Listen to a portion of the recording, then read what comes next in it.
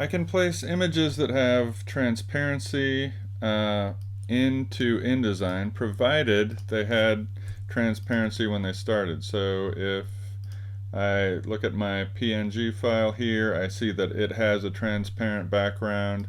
The Photoshop file does as well.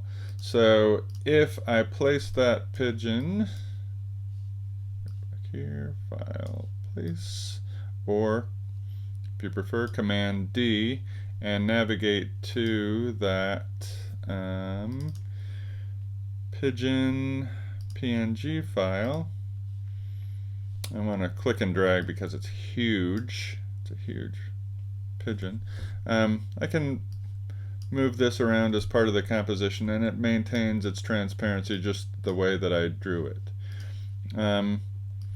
I can also replace images with other images. So right now, let me do this. Object, convert shape, rectangle. Go back to this owl.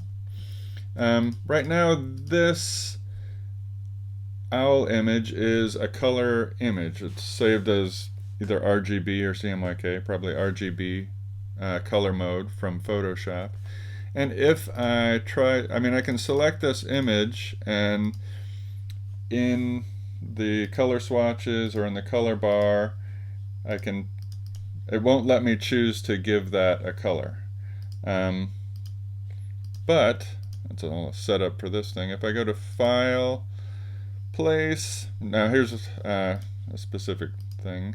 I'm selecting this image, and what I'm going to do is replace it with a black and white version of that owl. So if I go to File, Place, navigate to the grayscale version of the owl, I can choose to select this Replace Selected Items, and that's going to put it in the same spot, same scale, and in the same box. So it just replaces that color owl with a grayscale owl.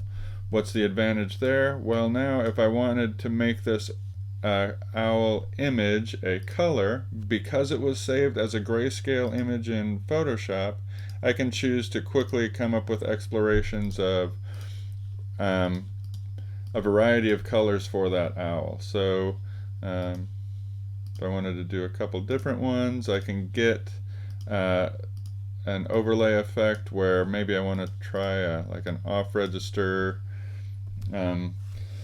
overlay.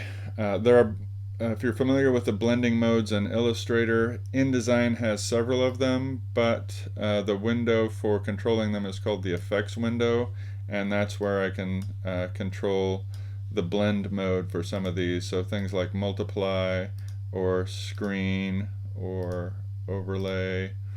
Multiply is the most common one.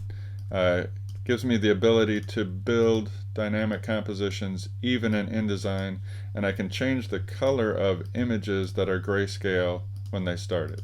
Lastly, I can change the color, the fill color of the box too. So if this is a black and white owl, but the owl image itself has been made pink, and with the black arrow, the fill color for the box it's in is blue. I could, if I wanted, fill this with white and get a negative effect. So there's a lot of variation that you can have in building compositions and modifying photographs directly in InDesign, whether your images are color or black and white. Place them in a shape, crop them, overlay them, use the effects blend mode to see what you can come up with in